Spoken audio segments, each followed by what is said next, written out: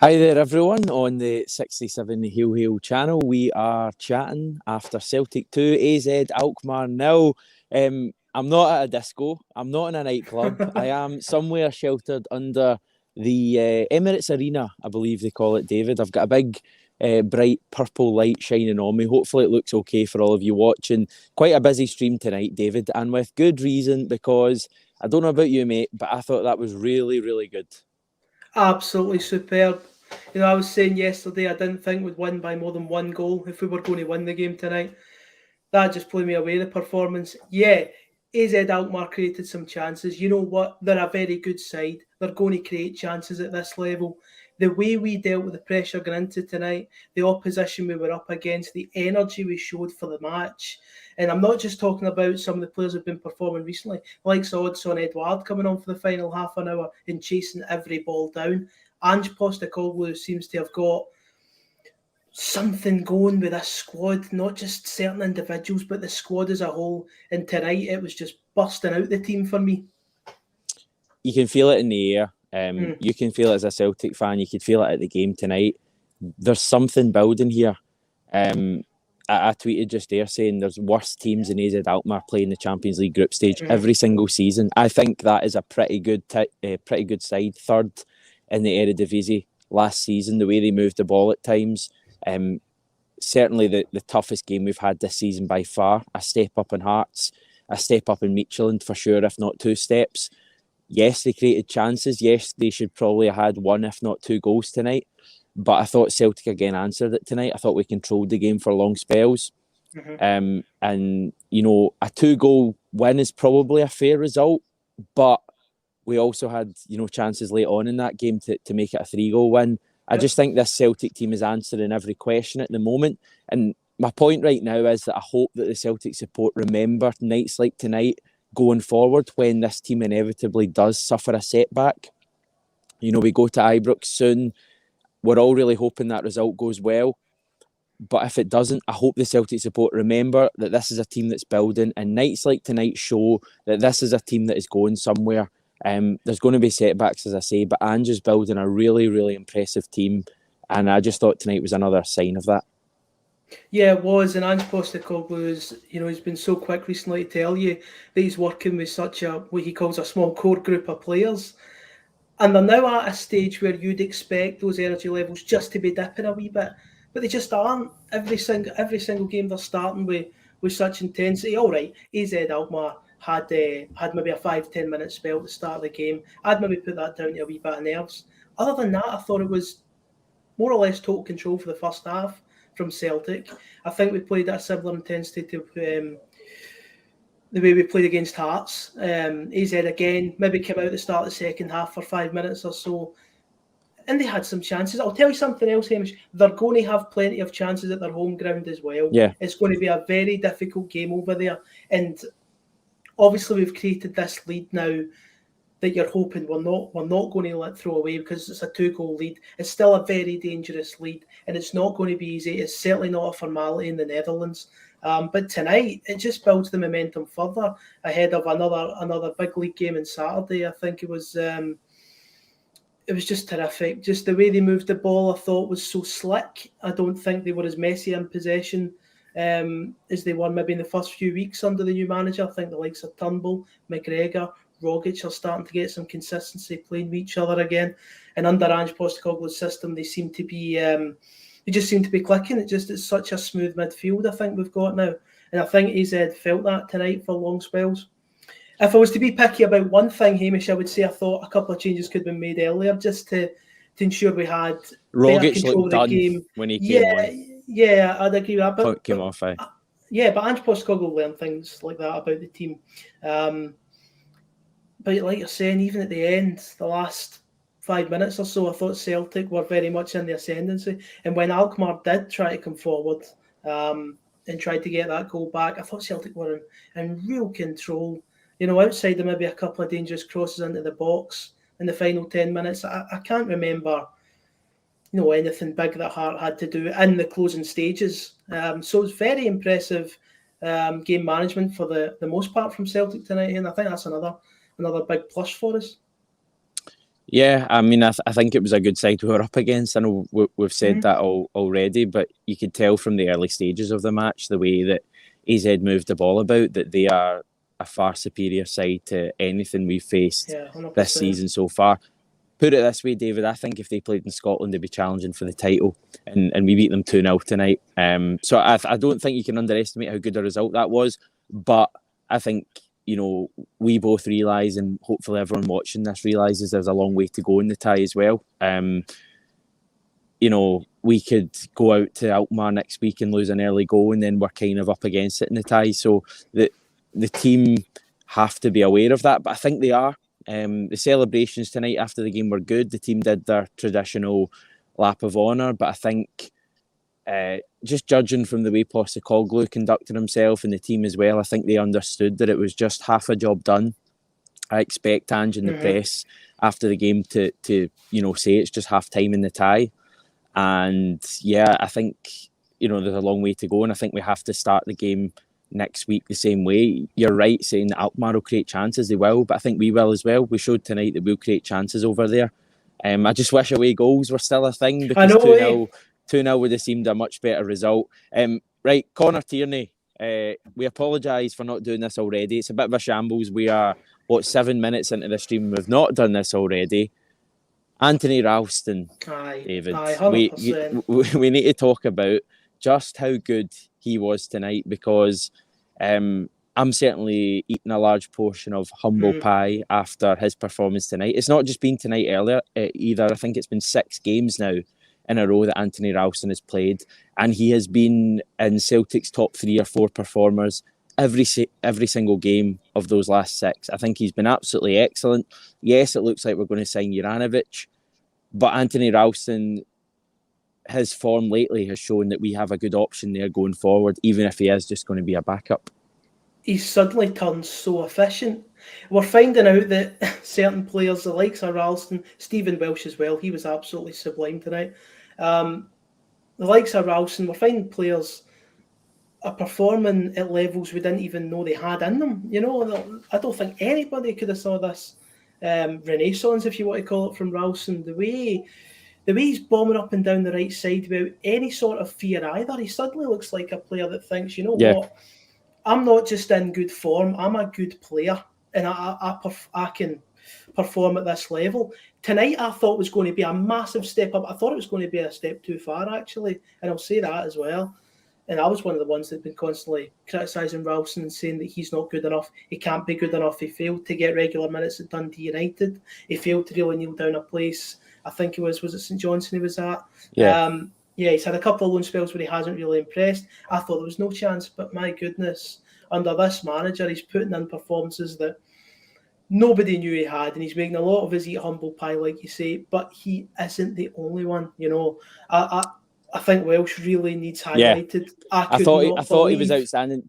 See, if you were looking at the 2 centre backs, we'll come on to the other one. Who's the Sweden international? Who's the guy who's 4 or 5 years older and has played probably, off the top of my head, 150, 200 games more in his career? You'd be looking at Stephen Welsh.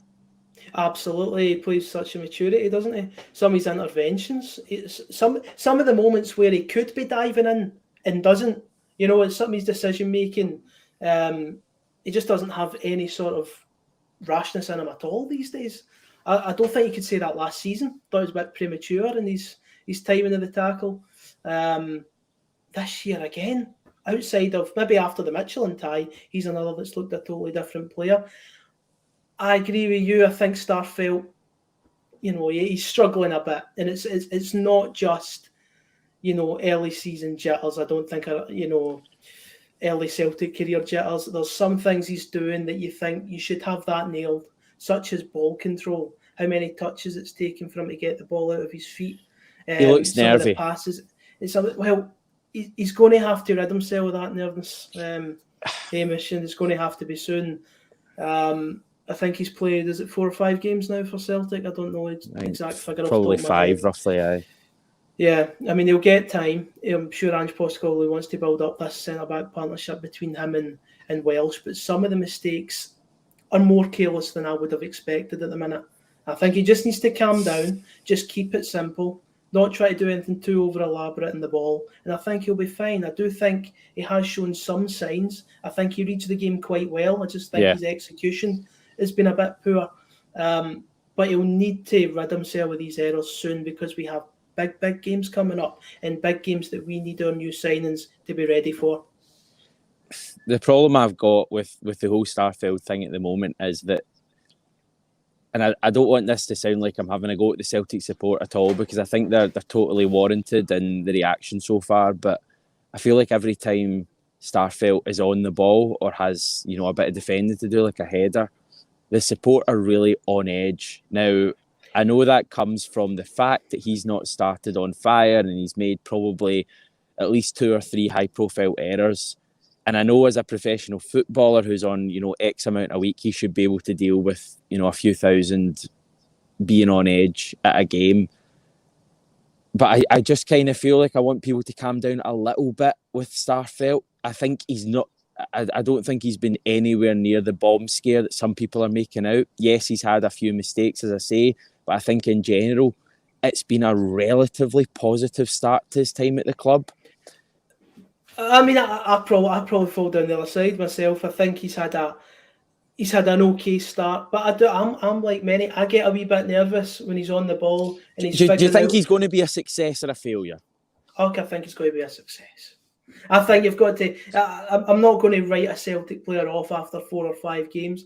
All I'm saying is that there's certain errors he's making that I would expect to have been eradicated by now. Yes, by game 4 or 5, by the way.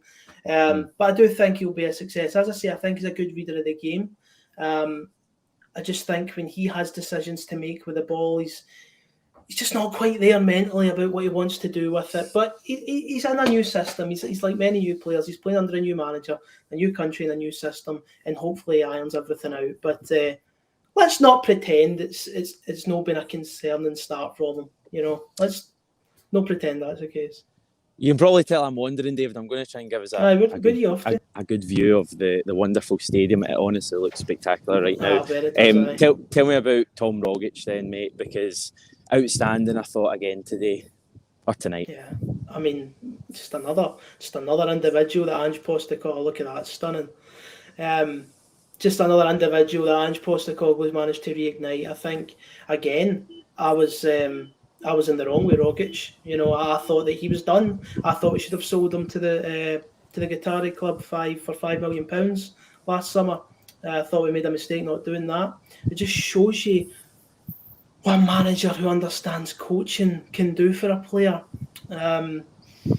Tonight, he's just doing what you now expect. He's perhaps the silkiest performer in the Celtic team.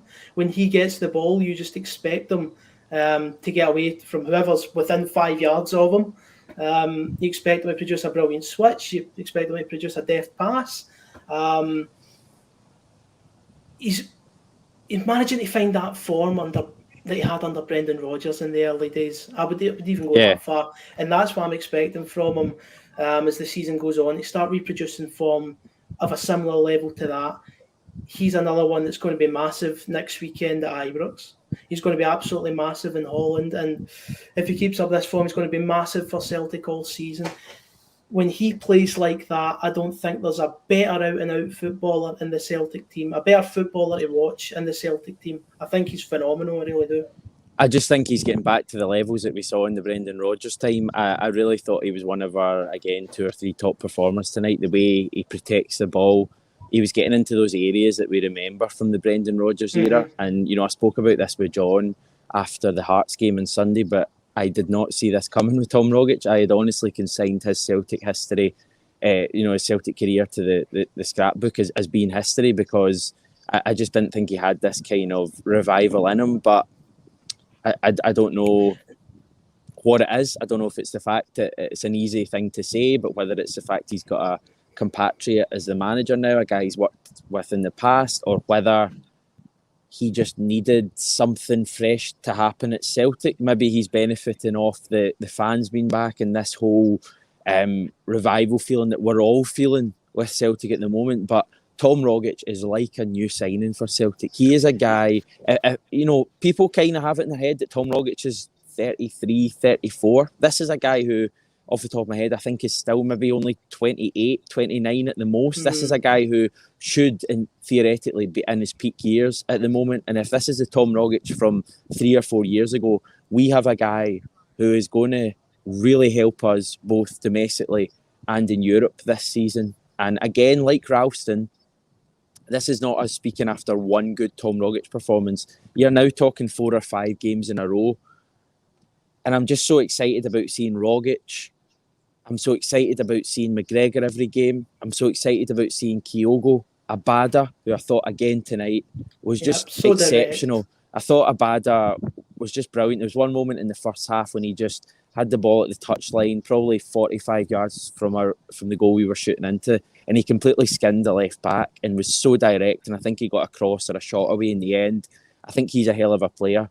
And when you consider, David, that we've got, you know, the new right back, Juranovic, to come into this team, we've hopefully got maybe a left winger, certainly to add to the depth at the club. Ryan Christie wasn't playing tonight. He's probably been our top performer so far this season. This is a Celtic team that could do really well this season. Well, it is. I mean, I think the performances that we're putting in now has probably surprised a lot again, including myself. I keep saying that, but you know, I was so pessimistic going into this season.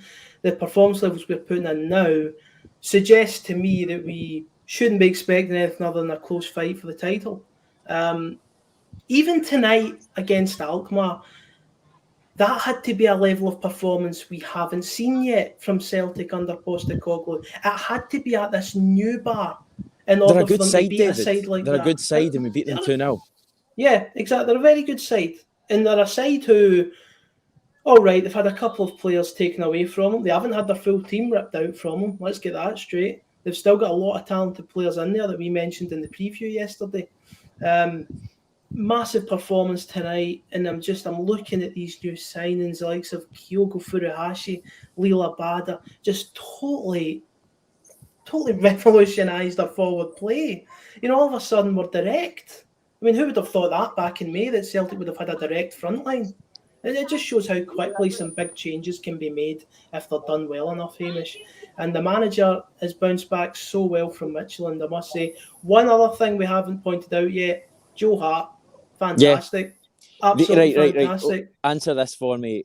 The one in the early stages of the game, good save, or one he should have probably made a better save from, if that makes sense? I'm not having that. The boy's in goal.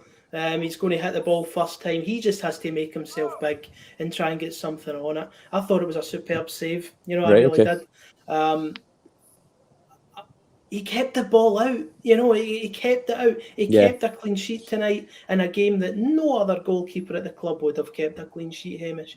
And that shows that the manager's managed to improve that position as well. I'm sure many of us were against Joe Hart signing for different reasons, but he's actually done the opposite of what so many thought he would do. He's actually brought a calmness to you when you see your goalkeeper. He's out there barking orders. He's been a total leader from between the sticks, and his shot stopping is better than we've seen at the club since Fraser Forster was here. So I've no complaints with his performance tonight. I thought it was fantastic. I think he's turned into a real asset for Celtic already. He's only been here a fortnight. There was one in the second half where the ball was in the left for Alkmaar and they kind of crossed it, and Hart clutched it and he held on to the ball. And I was thinking, if that's Barkas or Bain, that's getting dropped at the feet of the Alkmaar striker. David, we are over 1,000 people on the live stream for the first time. I don't know why 1,000 people. I don't know why 1,000 people have decided to watch two idiots chatting about Celtic, but it must be something to do with Ange Postecoglou, because I absolutely love the guy. He's got a long way to go, but at the moment, if you're canvassing my opinion on Ange, I absolutely love the guy. Right, Daniel, thanks very much, as I try and adjust my fingers to put this on screen. But thanks, Daniel, for the donation and also your comment. Hoping Starfelt will come good. All in all, buzzing with tonight's result. Keep up the good work and the content coming, Hamish and the team. We're certainly going to keep up the content. We've got another one from Mad MN Mistro. I'm just going to make sure this is PG so I can put it on. I believe we are a team to be reckoned with now. Forrest is still a whippet, and I don't get the hate against the most loyal of, and what a save from Hart. So thanks everyone for commenting. David, any last comments, mate? Brilliant night. It's the best night we've had under the new manager. More It's a to come. massive step up for the football club. More to come, hopefully, but this is still a very dangerous tie, and I hope that we all remember that going into the second leg. It's going to be tough to get the job done in the Netherlands, but we've proven tonight that we can cause them real damage, and I can't wait for it. We might have a wee reunion, me, you and Anthony, next week at some stage. Get his thoughts on the second leg and see what he thought of the first leg. And the best news, David, Jackie McNamara on the channel tomorrow. Jackie's had a tough time of it with regards to Celtic over the last year, as we all have. The amount of Monday reviews we've had. Yeah, post-mortems after bad defeats. We've got a happy one with Jackie tomorrow, chatting about Celtic 2 Alkmaar 0. So I think it's John is going to be on with me and Jackie. So that's one to check out, 5 o'clock tomorrow, or maybe a little bit later actually. Everyone, thanks for tuning in. Thanks for making this probably our biggest live stream in a long time. I'm going to head up the road. David's going to head up to his bed after he's finished writing a bit more on 67 Hail Hail, and we'll all speak to you soon. Take care, everyone.